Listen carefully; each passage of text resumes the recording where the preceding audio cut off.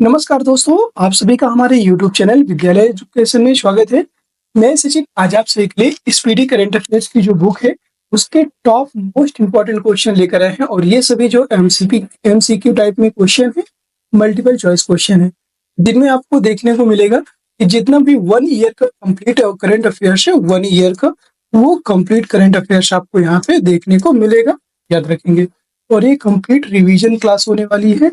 इस क्लास में आपको जितना भी अभी पिछला करंट अफेयर्स कंप्लीट हो चुका है उसका रिवीजन होगा और बहुत क्वेश्चन इसमें नए क्वेश्चन हैं जो आपको एग्जाम की दृष्टि से बहुत बेहद महत्वपूर्ण है। तो क्लास में अंत तक बने रहिएगा और बताइएगा कि क्लास कैसी लगी। चलिए शुरू करते हैं आज के इस क्लास को बिना किसी देरी के। तो क्लास में अंत तक जरूर बने रहिएगा।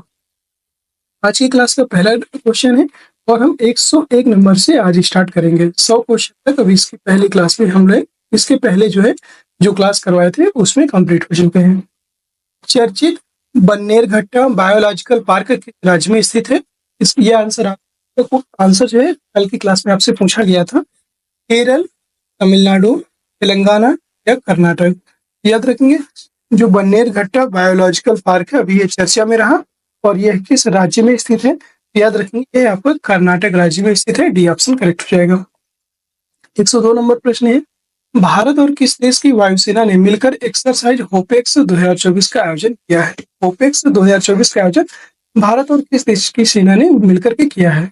कनाडा, अमेरिका, फ्रांस या मिस्र? इसका राइट आंसर हो जाएगा मिस्र। भारत और मिस्र दोनों देश की वायु सेनाओं ने मिलकर के होपेक्स नामक संयुक्त सेनाभ्यास किया है। अगला प्रश्न है 103, निम्न में से कौन सा राज्य केंद्र शासित प्रदेश उल्लास नव भारत साक्षरता कार्यक्रम न्यू इंडिया लिटरेसी प्रोग्राम के तहत पूर्ण साक्षर प्रदेश बन गया है? कौन सा केंद्र शासित प्रदेश है? जम्मू कश्मीर, लद्दाख, नई दिल्ली या पुदुचेरी? तो इसका जो राइट आंसर हो जाएगा वो हो जाएगा लद्दाख। बी ऑप्शन करेक्ट हो जाएगा। 104 नंबर क्वेश्चन है, भारत और किस देश के मध्य स्पेस मैत्री मिशन चलाया जा रहा है? भारत और किस देश के मध्य चलाया जा रहा है? अमेरिका, फ्रांस, ऑस्ट्रेलिया या रूस? इसका जो राइट आंसर हो जाएगा वो हो जाएगा आपका ऑस्ट्रेलिया। भारत और ऑस्ट्रेलिया जो है, ऑस्ट्रेलिया के मध्य ये मिशन चलाया गया है। याद रखेंगे ऑस्ट्रेलिया के मध्य मैत्री मिशन चलाया गया है। सी ऑप्शन करेक्ट जाएगा। अगला प्रश्न है 105, 18वीं लोकसभा के लिए लोकसभा अध्यक्ष किसे चुना गया? धर्मेंद्र प्रधान, जीतन राम मांझी, ओम बिरला या सर्बानंद सोनोवाल? याद रखेंगे ओम बिरला जी को लोकसभा अध्यक्ष का स्पीकर चुना गया है। सी ऑप्शन जाएगा। नेक्स्ट क्वेश्चन है क्वेश्चन नंबर 106, चर्चा में रहा खालूबार वार मेमोरियल लद्दाख की किस घाटी में स्थित है? खालूबार वार मेमोरियल लद्दाख की किस घाटी में स्थित है? आर्यन घाटी, तुनसुक घाटी, राजस घाटी या सुयस घाटी? इसका जो राइट आंसर हो जाएगा वो हो जाएगा आपका आर्यन घाटी। आर्यन घाटी में खालूबार वार मेमोरियल स्थित है। ए ऑप्शन करेक्ट हो जाएगा। अगला प्रश्न है 107 नंबर क्वेश्चन है, 18वीं लोकसभा में विपक्ष का नेता किसे नियुक्त किया गया है? ए श्री राजा, राहुल गांधी, डी.एम. कथीर या डॉक्टर अंगोमचा बिमोल? तो विपक्ष के नेता के रूप में जो है राहुल गांधी को नियुक्त किया गया है। ये ऑप्शन करेक्ट हो जाएगा। अगला प्रश्न है 108, निम्न में से किस मंत्रालय ने सफाई अपनाओ बीमारी भगाओ पहल शुरू करने की घोषणा की है? सहकारी मंत्रालय, सहकारिता मंत्रालय, स्वास्थ्य एवं परिवार कल्याण मंत्रालय, आवासन एवं शहरी कार्य मंत्रालय या गृह मंत्रालय? याद रखेंगे ये आपका आवासन एवं शहरी कार्य मंत्रालय के द्वारा सफाई अपनाओ बीमारी भगाओ पहल शुरू करने की घोषणा की गई है। ये ऑप्शन करेक्ट हो जाएगा। नेक्स्ट प्रश्न है क्वेश्चन नंबर 109, पाकिस्तान के प्रतिनिधिमंडल ने हाल ही में रतले और किशनगंगा जल विद्युत परियोजना का निरीक्षण किया है और दोनों परियोजनाएं भारत के किस राज्य में स्थित हैं?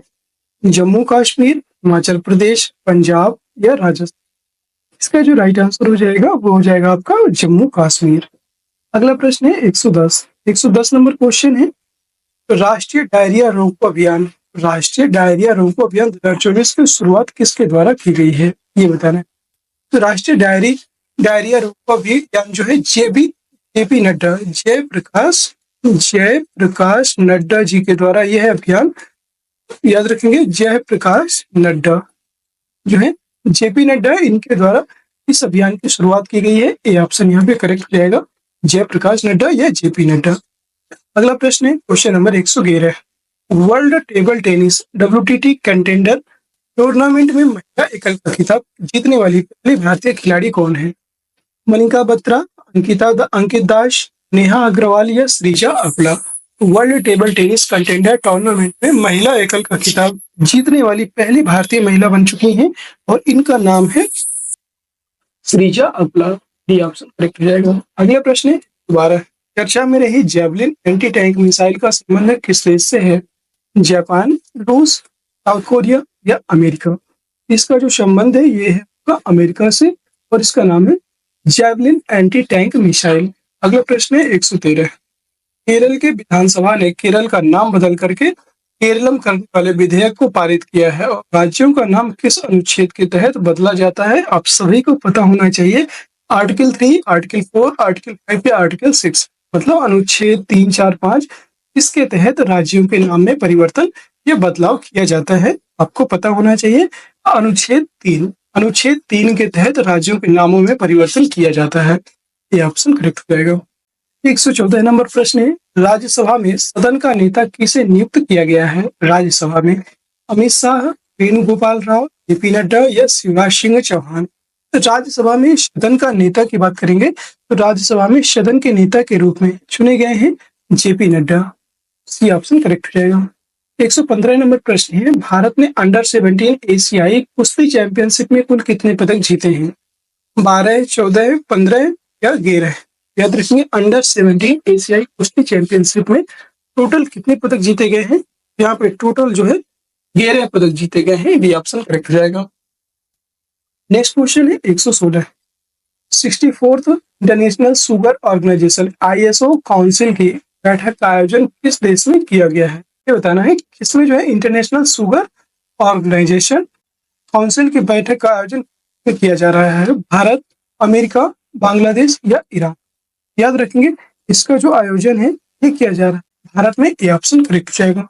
नेक्स्ट है 117 नंबर क्वेश्चन है, United Nations conference on trade and development UNCTAD, इसी को बोलते हैं अंकटाड की रिपोर्ट के अनुसार, जो अंकटाड की रिपोर्ट है, अंकटाड की रिपोर्ट के अनुसार वर्ष 2023 में भारत प्रत्यक्ष विदेशी निवेश FDI के मामले में कौन से स्थान पर रहा है? ये बताना है। इसमें जो है कौन से स्थान पर भारत रहा है? 8वें, 9वें, 12वें या 15वें। तो इसमें जो भारत का स्थान था वो 15वां स्थान था। डी ऑप्शन करेक्ट हो जाएगा। प्रत्यक्ष विदेशी निवेश FDI के मामले में भारत 15वें स्थान पर था। डी ऑप्शन राइट हो जाएगा।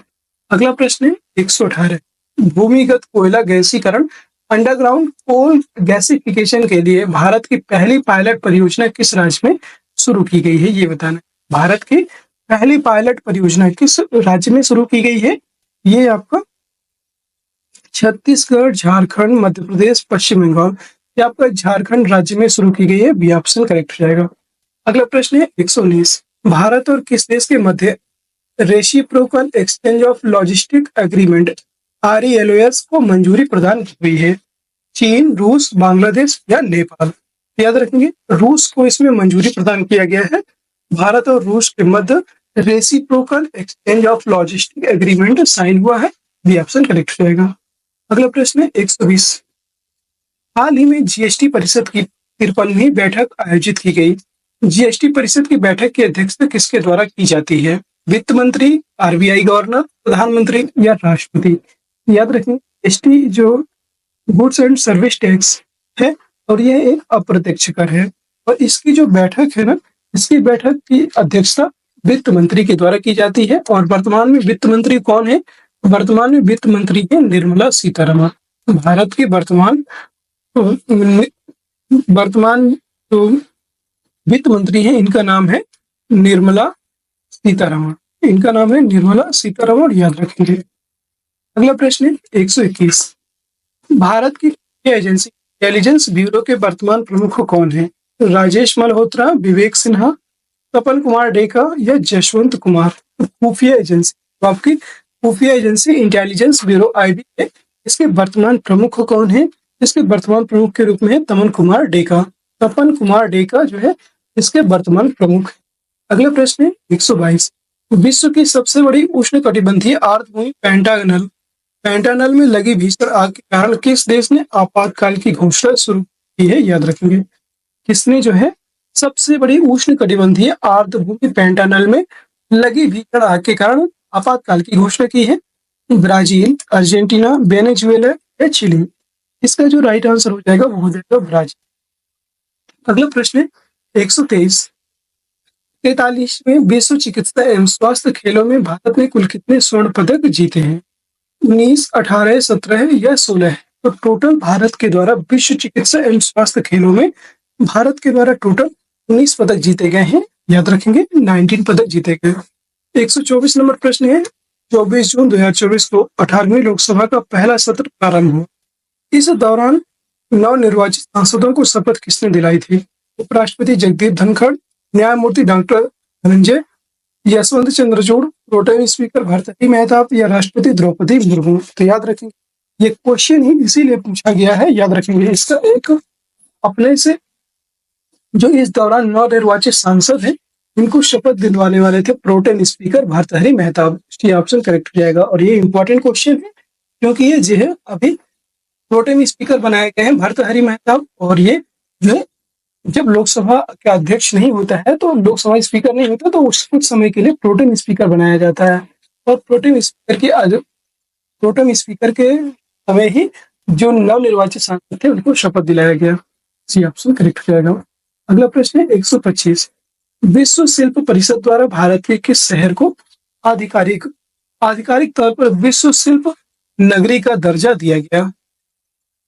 श्रीनगर, वाराणसी, प्रयागराज या कन्याकुमारी? इसका राइट आंसर हो जाएगा आपका श्रीनगर। ये ऑप्शन करेक्ट हो जाएगा।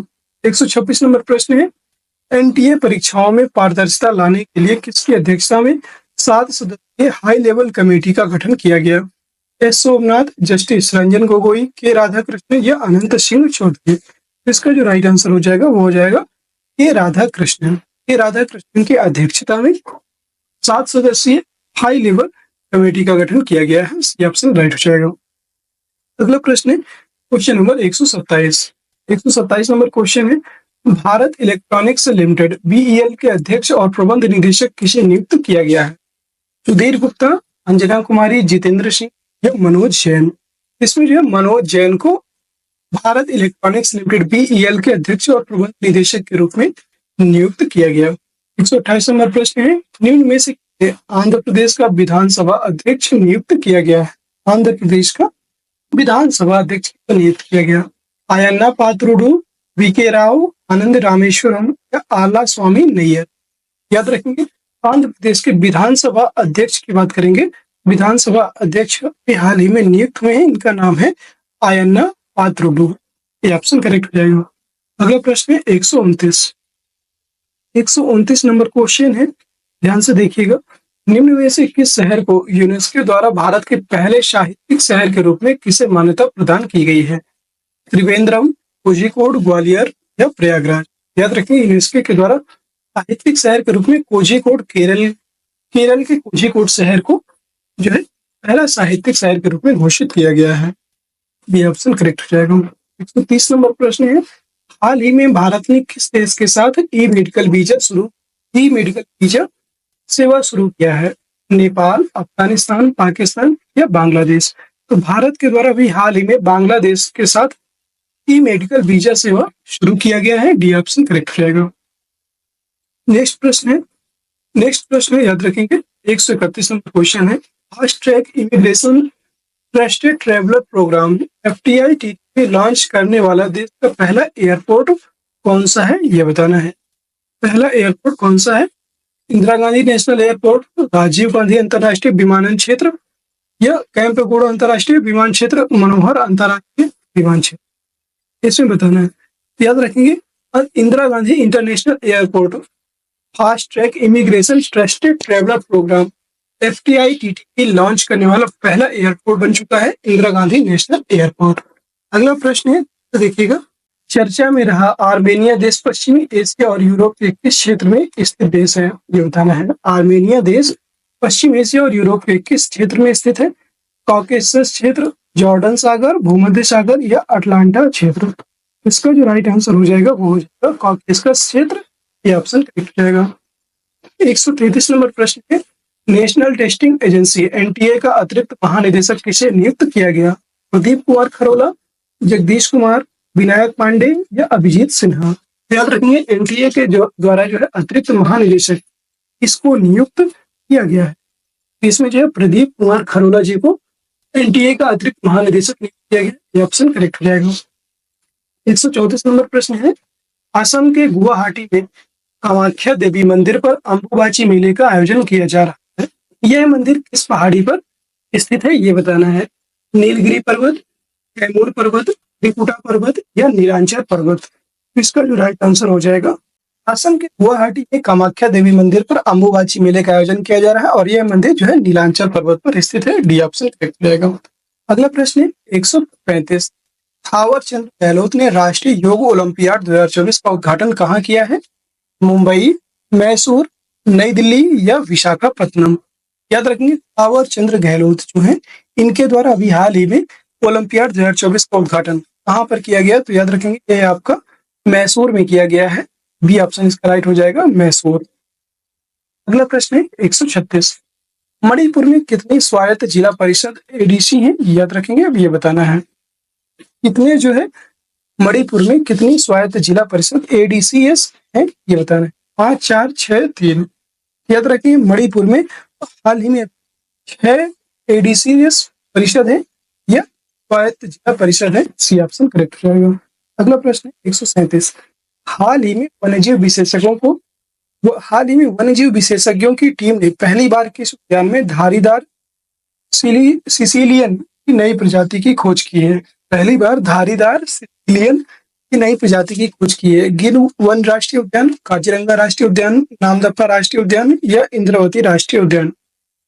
याद रखेंगे ये आपका काजीरंगा उद्यान। बी ऑप्शन सही हो जाएगा। काजीरंगा राष्ट्रीय उद्यान मध्य प्रदेश में इसकी नई प्रजाति को खोजा गया है। धारीदार सिसिलियन जो नई प्रजाति है यहाँ पर खोजा गया। अगला प्रश्न है 138 नंबर क्वेश्चन है, 18वें MIFF 2024 में गोल्डन कांक अवार्ड किस फिल्म ने जीता है? गोल्डन कांक अवार्ड किस फिल्म के द्वारा जीता गया है? द गोल्डन थ्रेड, सोर मिल्क, जीमा या 6A आकाश गंगा। इसका राइट आंसर हो जाएगा, ये हो जाएगा आपका the golden thread. The golden thread के द्वारा गोल्डन कांक अवार्ड जीता गया है। ये ऑप्शन करेक्ट हो जाएगा।